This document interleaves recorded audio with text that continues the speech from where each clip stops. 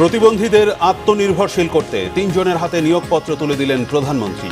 রক্তমাখা পতাকা নিয়ে প্রধানমন্ত্রীর সাথে জুলাই যোদ্ধা শেখ আজিজুরের সাক্ষাৎ। পররাষ্ট্রমন্ত্রীর সঙ্গে ট্রাম্পের বিশেষ দূত সার্জিও গোরের বৈঠক। প্রধানমন্ত্রীর সঙ্গে সাক্ষাৎ কাল মতবিনিময় করবেন রাজনৈতিক ও নাগরিক সমাজের সঙ্গেও। এবার সিলেটের গোলাপগঞ্জে এনসিপির গাড়িবহরে হামলা। সরকারের সমালোচনা করায় জুলাই যোদ্ধাদের উপর হামলা হচ্ছে, অভিযোগ জামাত আমিরের। পরিবর্তন আনতে হলে মন মানসিকতা বদলানোর তাগিদ মির্জা ফখরুলের। স্বাধীনতার চেতনা বাস্তবায়ন হয়নি বলেই জুলাই, বললেন তথ্যমন্ত্রী। পরিবহনে চাঁদাবাজির কারণেও বাড়ছে কৃষিপণ্যের দাম, বলেছেন বাণিজ্যমন্ত্রী।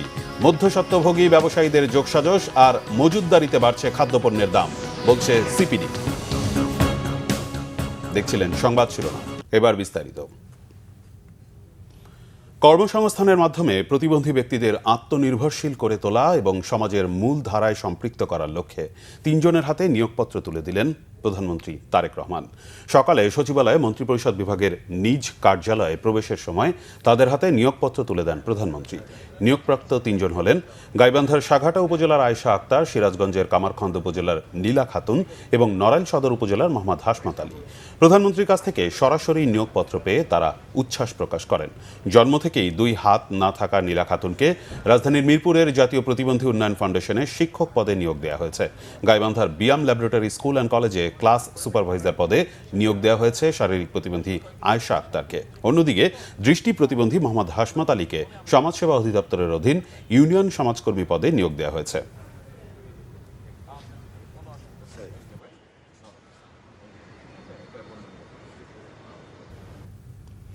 জুলাই আন্দোলনের সময় মাথায় বাঁধা রক্তমাখা পতাকা নিয়ে প্রধানমন্ত্রী তারেক রহমানের সাথে দেখা করেছেন শেখ আজিজুর রহমান। বৃহস্পতিবার প্রধানমন্ত্রীর সাথে দেখা করেন এই জুলাই যোদ্ধা। এ সময় মাথায় বাঁধা সেই পতাকা প্রধানমন্ত্রীর হাতে তুলে দেন তিনি। জুলাই আন্দোলনের সময় শরীরের বিভিন্ন স্থান সহ মাথায় বুলেটের আঘাত ছিল আজিজুরের। সে সময় রক্তক্ষরণ বন্ধ করতে মাথায় জাতীয় পতাকা বেঁধেছিলেন তিনি। প্রধানমন্ত্রী আজিজুরের আহত হওয়ার ঘটনা জানার পাশাপাশি লেখাপড়া, বর্তমান জীবনযাপন ও চিকিৎসার খোঁজ নেন প্রধানমন্ত্রী। প্রধানমন্ত্রীর সঙ্গে সাক্ষাৎ শেষে উচ্ছ্বাস প্রকাশ করেন শেখ আজিজুর রহমান। বলেন, প্রধানমন্ত্রীর সঙ্গে সরাসরি দেখা করতে পেরে আনন্দিত ও আবেগ আপ্লুত। নিজের কষ্টের কথা প্রধানমন্ত্রীকে শোনাতে পারাটা জীবনের স্মরণীয় একটি মুহূর্ত হিসেবে দেখছেন তিনি। উল্লেখ্য, গুলিবিদ্ধ হওয়ার পরও শুধু ছাত্রদল করার কারণে মেলেনি জুলাই যোদ্ধার স্বীকৃতি শিরোনামে আজিজুরকে নিয়ে সংবাদ প্রকাশ হয়েছিল গণমাধ্যমে। মাননীয় প্রধানমন্ত্রী জনাব তারেক রহমান, আমি ভিতরে ঢোকার মাত্রই যখন আমার নাম ধরে ডাক দিছে, আসলে এই যে অনুভূতিটা, এটা ভাষায় প্রকাশ করার মতো না। যে আমাদের মাননীয় প্রধানমন্ত্রী, আমি ভিতরে ঢুকছি, ঢোকার মতো আমার নাম ধরে ডাকছে এবং তিনি আমার ভিডিওটি দেখছে। মাননীয় প্রধানমন্ত্রীর কাছে পতাকাটা আমার দেওয়ার একটাই ইচ্ছা ছিল যে আমি ছোট থেকেই আমি বিএনপিকে ভালোবাসি এবং আমি 2018 থেকে ছাত্রদলের সাথে সক্রিয়ভাবে ছিলাম। দেশের প্রতিবন্ধীদের পাশে থাকতে প্রধানমন্ত্রী তারেক রহমানের নির্বাচনী অঙ্গীকার বাস্তবায়ন করছে সরকার। এরই ধারাবাহিকতায় বৃহস্পতিবার জাহাঙ্গীরনগর বিশ্ববিদ্যালয় থেকে পাশ করা প্রতিবন্ধী শারমিন আক্তারকে এসেনশিয়াল ড্রাগসে জুনিয়র অফিসার পদে নিয়োগ দিলেন স্বাস্থ্যমন্ত্রী সর্দার শাখাওয়াত হোসেন বকুল। আগামী 2 আগস্ট থেকে কর্মস্থলে যোগ দেবেন তিনি। মন্ত্রী বলেন, সরকার সব প্রতিবন্ধীদের পুনর্বাসন করতে চায়। এর আগে গত সপ্তাহে সাতক্ষীরায় হাসপাতাল পরিদর্শনের সময় প্রতিবন্ধী শারমিন আক্তার স্বাস্থ্যমন্ত্রীর কাছে একটি চাকুরি প্রার্থনা করেন। সে সময় মন্ত্রী তাকে চাকরি দেওয়ার আশ্বাস দিয়েছিলেন।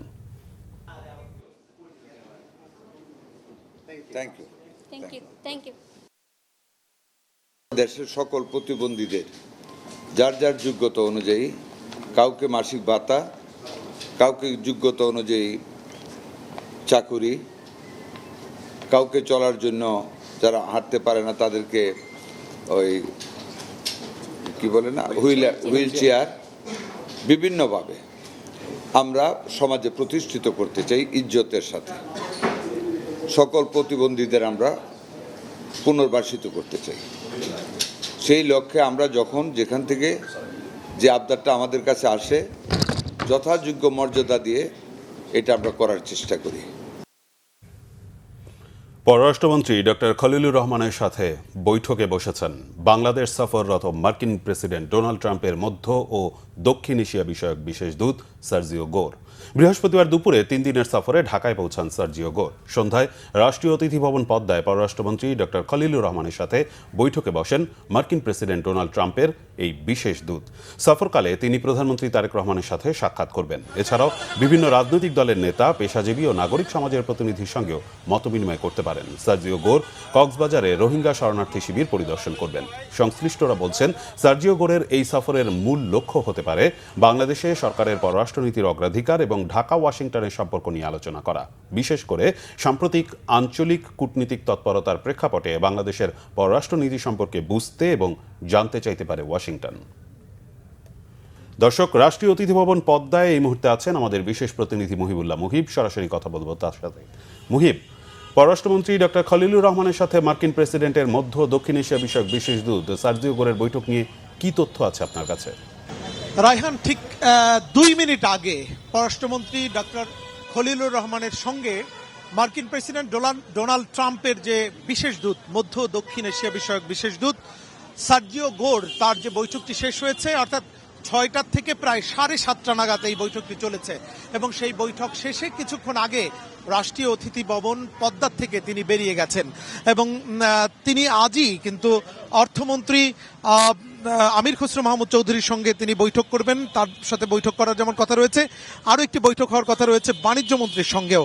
আপনি নিশ্চয়ই ইতিমধ্যেই জেনেছেন যে সার্জিও গোর তিনি শুধুমাত্র মার্কিন প্রেসিডেন্টের দক্ষিণ ও মধ্য এশিয়া বিষয়ক বিশেষ দূতই নন, তিনি ভারতে নিযুক্ত মার্কিন রাষ্ট্রদূত এবং এই দুটি গুরুত্বপূর্ণ দায়িত্ব তিনি পালন করছেন এবং 3 দিনের সফরে তিনি এই মুহূর্তে ঢাকায় রয়েছেন। প্রথম দিনেই কিন্তু তিনি খুবই ব্যস্ত সময় পার করেছেন এবং দ্বিতীয় দিনেও তার গুরুত্বপূর্ণ অনেকগুলো বৈঠক হওয়ার কথা রয়েছে।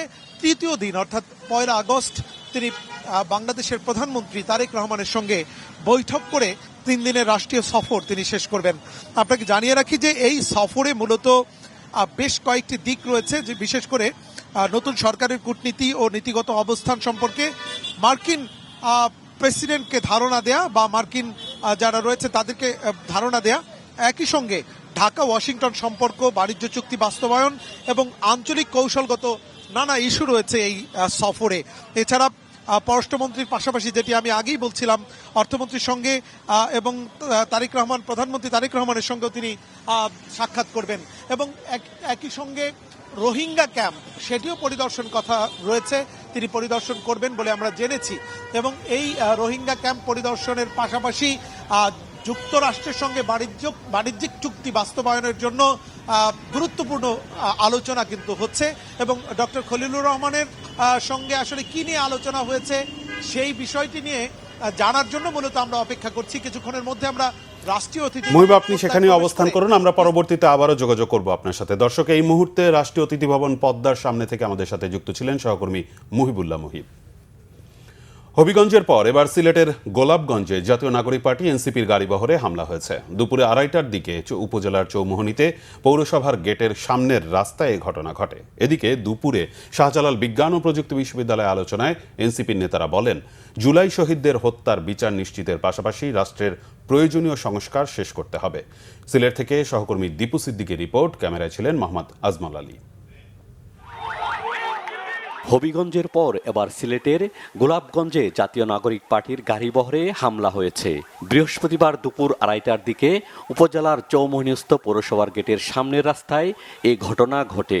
এ সময় গাড়িতে ছিলেন এনসিপির উত্তরাঞ্চলের মুখ্য সংগঠক সার্জিস আলম ও সংরক্ষিত নারী আসনের সংসদ সদস্য মাহমুদা আলম মিতু। এদিকে সার্জিসের গাড়িবহরে হামলার ঘটনায় ক্ষোভ প্রকাশ করেছেন এনসিপির আহ্বায়ক নাহিদ ইসলাম। তার অভিযোগ, ফ্যাসিস্ট সরকারের মতোই আচরণ করছে বর্তমান সরকার। সিলেট শাহজালাল বিজ্ঞান ও প্রযুক্তি বিশ্ববিদ্যালয়ে আলোচনা সভা শেষে সাংবাদিকদের প্রশ্নের জবাবে তিনি এসব কথা বলেন। আমরা আমাদের নিরাপত্তার প্রতিটি ক্ষেত্রে আমরা স্থানীয় প্রশাসন, আমরা আইজিপি সবাইকে অবহিত করেই সব জায়গায় যাচ্ছি। গতকালকে যখন হবিগঞ্জে এই ধরনের ঘটনা ঘটছিল তখন আমরা জানিয়েছি। আজকে গোলাপগঞ্জে কিন্তু তারা বলেছিল কোনো কিছু হবে না, সম্পূর্ণ নিরাপত্তা থাকবে, সেখানেও গাড়িতে হামলা হয়েছে। তাহলে সরকার সংস্কার চাচ্ছে না, সরকার কোনো ধরনের গণতান্ত্রিক পরিবর্তন করতে দিবে না এবং কোনো রাজনৈতিক শক্তি নতুন করে উত্থান ঘটুক সেটাও চাচ্ছে না। একইভাবে পুরনো কায়দা বিরোধী দলকে আক্রমণ করা হচ্ছে, হামলা করা হচ্ছে। জুলাই হত্যার বিচার, রাষ্ট্র সংস্কার এবং রাজনৈতিক সহিংসতা বন্ধের দাবি জানিয়েছেন এনসিপির নেতারা। প্রশ্ন তুলেছেন রাজনৈতিক কর্মসূচিতে নিরাপত্তা ও প্রশাসনের ভূমিকা নিয়ে। Bangla vision news desk. এদিকে জামাত ইসলামের আমির ডাক্তার শফিকুর রহমান বলেছেন, জুলাই শহীদদের প্রত্যাশা পূরণ না করে প্রতারণা করেছে সরকার। রাজধানীর ডিপ্লোমা ইঞ্জিনিয়ার্স ইনস্টিটিউটে জুলাই গণ অভ্যুত্থানের শহীদ পরিবার ও আহতদের নিয়ে আয়োজিত মতবিনিময় সভায় একথা বলেন তিনি। জামাত আমির বলেন, তার দল আজ পর্যন্ত জুলাই আন্দোলনের ক্রেডিট নেয়নি বা নিজেদের মাস্টার মাইন্ড বলেও দাবি করেনি। তিনি বলেন, জুলাই অভ্যুত্থানের শুরু থেকেই শিক্ষার্থীদের পাশে ছিল জামাত। তিনি অভিযোগ করেন, প্রত্যেকটি জায়গায় দলীয়করণ করেছে সরকার। প্রশাসনের এই নির্লজ্জ দলীয়করণ জাতির জন্য লজ্জার। সরকার আবারও বৈষম্যমূলক কর্মকাণ্ডে লিপ্ত হয়েছে বলে অভিযোগ করে তিনি বলেন, বিগত ফ্যাসিস্ট সরকারের পথেই হাঁটছে বিএনপি। জামাত আমির বলেন, জনগণের অধিকার ও সরকারের নানান কর্মকাণ্ডের সমালোচনা করায় জুলাই যোদ্ধাদের উপর বিভিন্ন জায়গায় আক্রমণ করা হচ্ছে। তবে যতই হামলা ও নির্যাতন করা হোক না কেন, জনগণের অধিকার আদায়ের জন্য কথা বলে যাবে জুলাই যোদ্ধা ও বিরোধী দল। জনগণের এই আন্দোলন তরুণ সমাজের নেতৃত্বে যখন সফল হলো, তখন আল্লাহর কসম আজ পর্যন্ত এই আন্দোলনের কোনো কৃতিত্ব আমরা দাবি করি নাই। সেই কৌটা অত্যন্ত নিকৃষ্টভাবে এখন বাস্তবায়ন হচ্ছে। বিশ্ববিদ্যালয়ের বিশি জেলা পরিষদের প্রশাসক, তারপরে ব্যাংক, বীমা, কর্পোরেশন, সরকারি, বেসরকারি, আধা সরকারি সেক্টর, সব জায়গায় এখন একদম নির্লজ্জ দলীয়করণ চলতেছে। এটাকে কৌটা নয়, এখানে যোগ্য লোকদেরকে, দেশপ্রেমিক লোকদেরকে সরিয়ে দেওয়া হচ্ছে। বাছাই করে করে অসৎ দুর্নীতিপরায়ণ লোকদেরকে প্রধান জায়গায় পদায়ন করা হচ্ছে। বিএনপি মহাসচিব মির্জা ফখরুল ইসলাম আলমগীর বলেছেন, সরকার পরিচালনায় ৪-৫ মাস হলেও কোথাও কাঙ্ক্ষিত পরিবর্তন হয়নি। আগের মতোই ঘুষ, ফন্দি ফিকির চলে। একমাত্র প্রধানমন্ত্রী তারেক রহমান আশা জাগাচ্ছেন পরিবর্তনের। এজন্য সকলকে নিজ নিজ অবস্থান থেকে পরিবর্তনের আহ্বান জানিয়েছেন তিনি। আর তথ্যমন্ত্রী জহিরুদ্দিন স্বপন মুক্তিযুদ্ধের মতো জুলাই চেতনা বিক্রি না করতে হুঁশিয়ারি দিয়েছেন। বিস্তারিত সৈকত সাদিকের প্রতিবেদনে। জুলাই উপলক্ষে চলচ্চিত্র ও প্রকাশন অধিদপ্তর আয়োজিত আলোকচিত্র প্রদর্শনী ও আলোচনা সভায় অংশ নেন স্থানীয় সরকার মন্ত্রী মির্জা ফখরুল ইসলাম আলমগীর, তথ্যমন্ত্রী জহিরুদ্দিন স্বপন ও অন্যান্য গণমাধ্যম ব্যক্তিত্বরা। অনুষ্ঠানে প্রধান অতিথির বক্তব্যে জুলাই শহীদদের আকাঙ্ক্ষা বাস্তবায়নে সমাজ ও মন মানসিকতা পরিবর্তনে জোর দেন মির্জা ফখরুল ইসলাম আলমগীর। পরিবর্তনের জন্য প্রধানমন্ত্রী তারেক রহমানের ভূমিকাও তুলে ধরেন তিনি। এখন আমরা যদি এই মূল্য দেওয়াটাকে ধারণ করতে না পারি, সেটাকে সামনে রেখে যদি আমরা আপনার পরিবর্তনের চেষ্টা না করতে পারি, তাহলে তো আপনার এই মায়ের এই অশ্রুধারা, এই রক্তস্রোত এমনি হারিয়ে যাবে। কথাগুলো বলছি অনেক কষ্টে। আমার এই 4-5 মাসের মন্ত্রিত্বের অভিজ্ঞতা আপনার একটু বলা দরকার। আমি দেখছি যে কিছুই বদলায়নি। একইভাবে আপনার যারা ঘুষ খেত, তারা ঘুষ খাওয়ার ফন্দি বিক্রি করছে। একইভাবে যারা আটকে দিত ভালো একটা কাজকে আটকে দিচ্ছে। একইভাবে ওই যে আমি বললাম যে আপনার ভোট পাল্টে দিয়ে চলে আসছে। এখন আপনার দেহে বিকাম হরিয়ার দিন দা পো, ওরাই এখন অনেক বেশি আপনার জুলাই যোদ্ধা হয়ে গেছে। তথ্যমন্ত্রী জহিরুদ্দিন স্বপন বলেন, স্বাধীনতা যুদ্ধই জুলাই আন্দোলনের উৎস। ভবিষ্যতে বাংলাদেশের রাজনীতিতে এই কথা স্মরণ রাখতে হবে। আজ আমরা জুলাই এই শহীদকে স্মরণ করার সময় আমাদেরকে খুব স্পষ্টভাবে বুঝতে হবে, স্বাধীনতা যুদ্ধের পরে যুদ্ধের চেতনাকে প্রতিষ্ঠিত করার বদলে যারা যুদ্ধের প্রকল্পকে ব্যবসার প্রকল্প হিসাবে ব্যবহার করেছিলেন, আমরা জুলাইকে নিয়ে যেন তেমনি কোনো একটি লাভজনক প্রকল্পের কোনো উদ্যোক্তাকে দেখতে না পাই। পরিষ্কার থাকতে হবে, স্বাধীনতা যুদ্ধের অনির্বাণ চেতনাই জুলাইয়ের চেতনার মধ্যে এখন নিহিত এবং ভবিষ্যতেও বাংলাদেশের রাজনৈতিক প্রক্রিয়াকে একথা স্মরণ রাখতে হবে।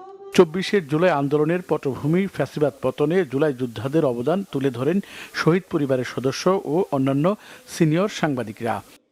যে আকাঙ্ক্ষার বাংলাদেশ আমাদের শহীদরা দেখেছে, আমাদের আহতরা দেখেছে, আমাদের প্রত্যেকটা আন্দোলনকারীরা দেখেছে, সেই স্বপ্নের বাংলাদেশ বর্তমান সরকারের হাত ধরেই গঠন হবে। সৈকত সাদিক, বাংলা ভিশন, ঢাকা। মূল্যস্ফীতিকে বাংলাদেশের জন্য যন্ত্রণাদায়ক বলেছেন বাণিজ্যমন্ত্রী খন্দকার আব্দুল মুক্তাদির। তিনি বলেন, কৃষি পণ্যের দাম বাড়িয়ে দিচ্ছে পরিবহনে চাঁদাবাজির মতো অদৃশ্য খরচও। গবেষণা প্রতিষ্ঠান সিপিডি বলছে, মধ্যস্বত্বভোগীদের প্রভাব, ব্যবসায়ীদের যোগসাজশ ও মজুতদারির কারণেই ভোক্তা পর্যায়ে বাড়ছে খাদ্যপণ্যের দাম। রিপোর্ট গোলাম মঈনুল্লাহ হাসানের। বাংলাদেশে মূল্যস্ফীতির কারণ হিসেবে কোভিড, জ্বালানি সংকট কিংবা আকস্মিক বন্যা কোনো না কোনো ইস্যু সামনে আসছে। গত কয়েক বছর খাদ্য মূল্যস্ফীতি টানা 10% উপর অবস্থান করেছে, যদিও সবশেষ জুনে তা 9% কাছাকাছি। এমন প্রেক্ষাপটে রাজধানী ব্র্যাকিনে খাদ্য মূল্যের শৃঙ্খলা বিষয়ক সেমিনারের আয়োজন করে সিপিডি। অনুষ্ঠানে বাণিজ্য মন্ত্রী বলেন, বাংলাদেশের খাদ্য সরবরাহ ব্যবস্থায়ও জটিলতা রয়েছে। যেটা যত সমৃদ্ধ অর্থনীতি হোক, যার পারচেজিং পাওয়ার অনেক হাই, তার জন্য পেন, আর আমাদের মতো স্ট্রাগলিং ইকোনমির জন্য তো ইনফ্লেশন অনেক বড় পেন। এটার সব থেকে সিম্পল ইন্টারপ্রিটেশন, ইকোনমিক ইন্টারপ্রিটেশন হচ্ছে যেটা ক্রয় ক্ষমতা কমিয়ে দেয়, পারচেজিং পাওয়ারটাকে ইরোড করে। বক্তারা বলছেন, কৃষকরা নানাভাবে বৈষম্যের শিকার। কৃষকরা কৃষি ছাড়ছেন, এটি মোটেই স্বস্তিদায়ক নয়। হয়তো 2 বস্তা সার লাগবে, সে বিভিন্ন জায়গায় দৌড়াদৌড়ি করে ইভেন সে বেশি টাকা দিয়েও সার পাচ্ছে না। কিন্তু আমরা এই জায়গাটায় যে গভর্নেন্স ইস্যু আছে, অর্থাৎ এখানে যে কৃষি ডিপার্টমেন্টের যারা আছেন এবং ডিলাররা যারা এই সার সেক্টরকে জিম্মি করে রেখেছে এবং এইটার কারণে কৃষকদের যে প্রোডাকশন কস্ট বেড়েছে, সেই জায়গাটায় কিন্তু আমরা আলোচনাটা খুব কম করি। জানি বাংলাদেশের অ্যাগ্রিগেট ডিমান্ড কনসিস্টেন্টলি বাড়ছে। কেন? কারণ ডিমান্ডটা রাতারাতি বাড়ে না। যেটা সমস্যা হচ্ছে ফ্লাকচুয়েশনসের প্রাইসের, সেটা আসতেছে হলো আমার সাপ্লাই ডিসরাপশন থেকে। এখন 3% যদি আমার সাপ্লাই বাড়ে আর ডিমান্ড যদি আপনার 1.5% বাড়ে, তাহলে প্রাইস তো কমার কথা। কমছে না একটা কারণেই, কারণ ওই যে আপনার সাপ্লাই আসছে এত হাই কস্ট। উৎপাদন থেকে ভোক্তা পর্যন্ত প্রতিটি ধাপে দক্ষতা, স্বচ্ছতা, প্রতিযোগিতা নিশ্চিত করার তাগিদ দেন আলোচকরা। গোলাম মঈনুল্লাহ হাসান, বাংলা ভিশন, ঢাকা। ক্ষমতাচ্যুত প্রধানমন্ত্রী শেখ হাসিনার ফাঁসি দণ্ডপ্রাপ্ত আসামি দেশে এলেই তাকে গ্রেফতার করা হবে জানিয়েছেন আইনমন্ত্রী মোহাম্মদ আসাদুজ্জামান। সচিবালয়ে সাংবাদিকদের আইনমন্ত্রী বলেন, শেখ হাসিনাকে ফেরত আনার চেষ্টা করছে পররাষ্ট্র মন্ত্রণালয়। দেশের চৌহদ্দিতে ঢুকলেই গ্রেফতার হবেন তিনি, তবে আইন তার নিজস্ব গতিতে চলবে উল্লেখ করে মন্ত্রী বলেন, আইনি সুবিধা পাওয়ার অধিকারও তার রয়েছে। আন্তর্জাতিক অপরাধ ট্রাইব্যুনালের বিচার প্রক্রিয়া নিয়ে হিউম্যান রাইটস ওয়াচের প্রতিবেদনে আমলে নিয়ে বিষয়টি সরকার খতিয়ে দেখবে বলেও মন্ত্রী এ সময় জানান। রাষ্ট্রপতি নির্বাচন নিয়ে এক প্রশ্নের জবাবে তিনি জানান, রাষ্ট্রপতি পদত্যাগের 90 দিনের মধ্যে নির্বাচন করার বিধান আছে। নিয়ম অনুযায়ী 60 দিনের মধ্যে পরবর্তী সংসদ অধিবেশন বসবে, তবে সরকার চাইলে অধিবেশন বসতে পারে।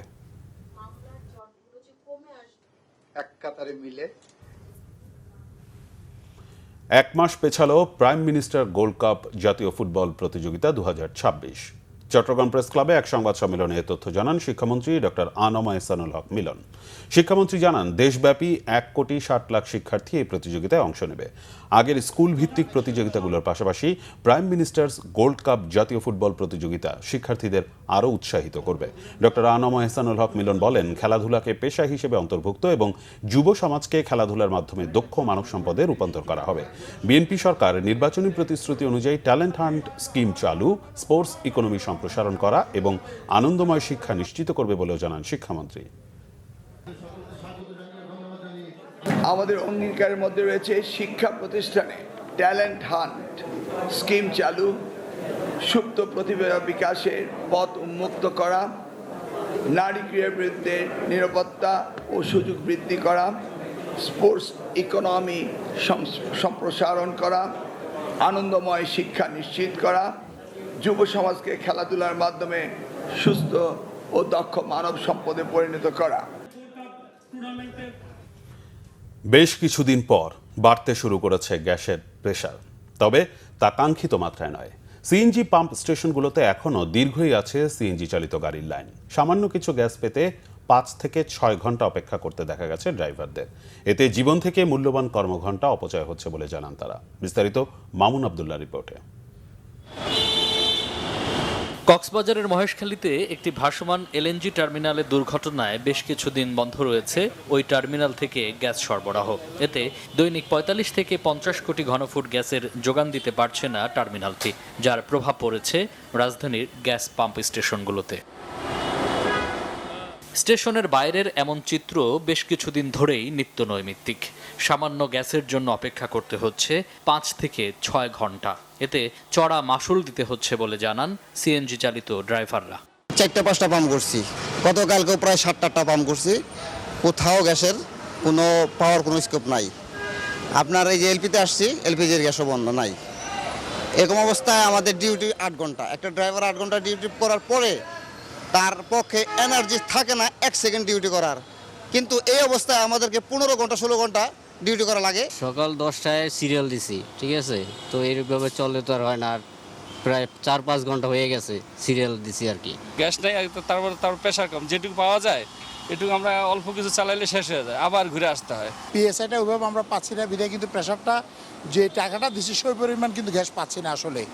এখানে এটা একটা কিন্তু ছোট ধরনের একটু সিস্টেম লস আছে। ওই জন্য সকাল 10টায় সিরিয়াল দিছি, আপনার এখন 2টা বাজে পাইছি সিরিয়াল, অনেক ভোগান্তি হইতেছে। গ্যাস পাইতে ৫ ঘন্টা ৬ ঘন্টা ৭ ঘন্টা লাগে, ঠিক মতন নামাজ পড়তে না, ঠিক মতন গোসল করতে পারি না, খাইতে পারি না। আগের চেয়ে বৃহস্পতিবার গ্যাসের চাপ কিছুটা বেড়েছে বলে জানান স্টেশনের কর্মকর্তারা। তবে বেশিরভাগ স্টেশন এখনো বন্ধ। গত কয়েকদিনের চাইতে আজকে একটু ভালো। গত দিনে ছিল ১০০, ১২০, এখন ১৪০, ১৫০ পর্যন্ত আছে। আশেপাশে কয়েকটা পাম্প আছে, এগুলোতে আপনার ওই গ্যাস নাকি নাই, বন্ধ। এই জন্য আমরা এই সব গাড়িগুলো আমাদের রুমে আসে। দেশে প্রতিদিন সরবরাহ করা হয় ২৬৫ কোটি ঘনফুট গ্যাস, যার মধ্যে আমদানি করা এলএনজি ১১০ কোটি ঘনফুট। মামুন আব্দুল্লাহ, বাংলা ভিশন, ঢাকা। ৫,০০০ নয়, আরব আমিরাত থেকে ৬২৬ জনের ভিসা অটো ক্যান্সেল হয়েছে বলে জানিয়েছেন পররাষ্ট্র প্রতিমন্ত্রী শামা ওবায়েদ।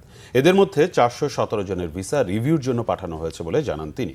পররাষ্ট্র মন্ত্রণালয় আন্তঃমন্ত্রণালয় বৈঠক শেষে কথা বলেন শামা ওবায়েদ।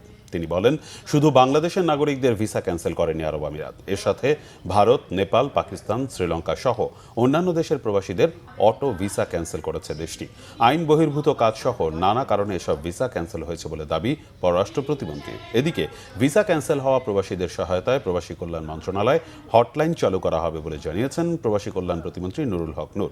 ভিসার জন্য ফেক ডকুমেন্ট না দেওয়ার আহ্বান জানান দুই প্রতিমন্ত্রী।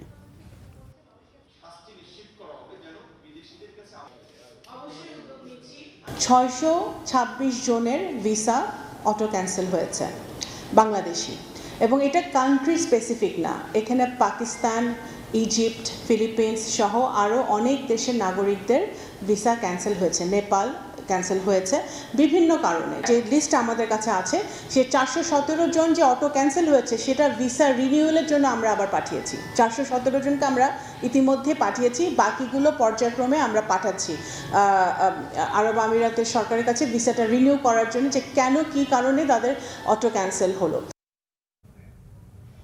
বাংলাদেশ থেকে আগস্টের শেষ সপ্তাহে নতুন কর্মী মালয়েশিয়ায় যেতে শুরু করবে বলে জানিয়েছেন প্রধানমন্ত্রীর উপদেষ্টা ও তার কার্যালয়ের মুখপাত্র মাহদি আমিন।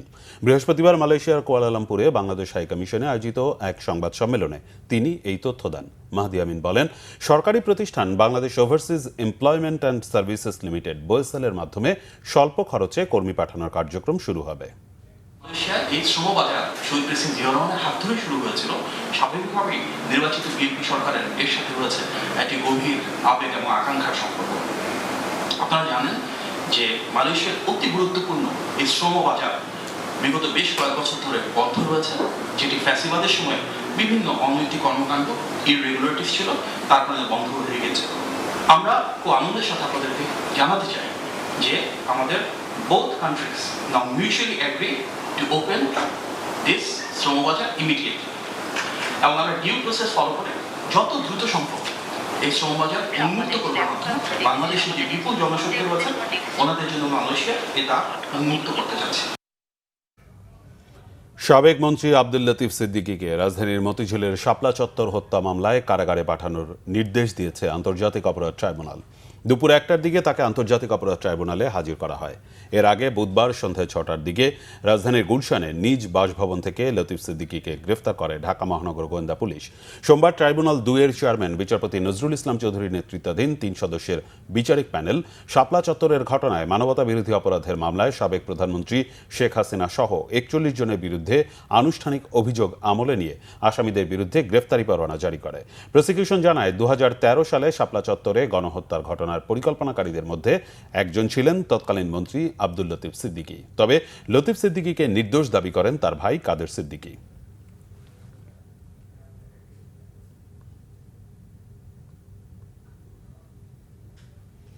ঢাকা 17 আসনের ভাসানটেকের বিআরপি কলোনিতে 350টি অসহায় ও দুস্থ পরিবারের মাঝে নিত্য প্রয়োজনীয় খাদ্য সামগ্রী বিতরণ করা হয়েছে। বৃহস্পতিবার দুপুরে প্রধানমন্ত্রী তারেক রহমানের নির্বাচনী এলাকার এই মানবিক কর্মসূচিতে প্রতিটি পরিবারের হাতে তুলে দেওয়া হয় 10 কেজি চাল, 1 কেজি ডাল, 1 কেজি লবণ, 1 লিটার সয়াবিন তেল, 1 কেজি চিনি, 100 গ্রাম মরিচ গুঁড়া, 200 গ্রাম হলুদ গুঁড়া এবং 100 গ্রাম ধনিয়া গুঁড়া সহ প্রয়োজনীয় খাদ্যপণ্য। পাশাপাশি কয়েকটি অসহায় পরিবারের মাঝে আর্থিক সহায়তাও দেওয়া হয়। প্রধানমন্ত্রীর পক্ষ থেকে আয়োজিত কর্মসূচিতে উপস্থিত ছিলেন ঢাকা 17 আসনের প্রতিনিধি ও প্রধানমন্ত্রী সহকারী একান্ত সচিব আব্দুর রহমান সানি। তিনি বলেন, প্রধানমন্ত্রীর নির্দেশনায় এলাকার মানুষের খোঁজ খবর নেওয়া হচ্ছে এবং পর্যায়ক্রমে আরও অসহায় পরিবারের কাছে সহায়তা পৌঁছে দেওয়া হবে।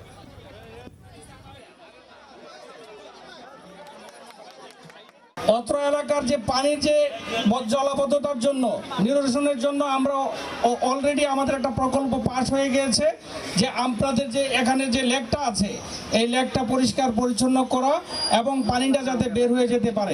আশা করি এই প্রবলেমটা খুব দ্রুতই সমস্যার সমাধান হয়ে যাবে। সংবাদ শেষ করব, শিরোনামগুলো আরেকবার জানিয়ে।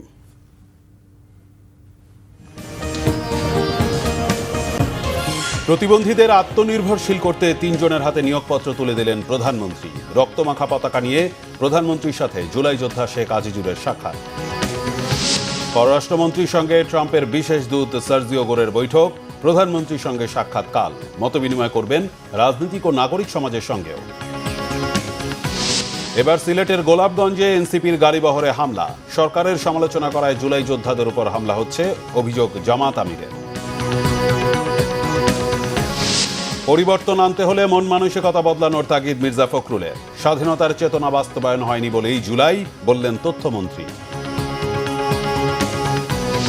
পরিবহনে চাঁদাবাজির কারণেও বাড়ছে কৃষিপণ্যের দাম, বলেছেন বাণিজ্য মন্ত্রী। মধ্যস্বত্বভোগী ব্যবসায়ীদের যোগসাজশ আর মজুতদারিতে বাড়ছে খাদ্যপণ্যের দাম, বলছে সিপিডি। এই ছিল এখনকার মতো। পরের সংবাদ রাত 10:30। এর আগে 9টায় রয়েছে নিউজ 20 দেখার আমন্ত্রণ রইল। এছাড়া বাংলাভিশন সংবাদ ও সংবাদ সংশ্লিষ্ট অনুষ্ঠান দেখতে ভিজিট করুন www.bvnews24.com ও facebook.com/banglavishnnews এবং সাবস্ক্রাইব করুন youtube.com/banglavishnnews। ধন্যবাদ।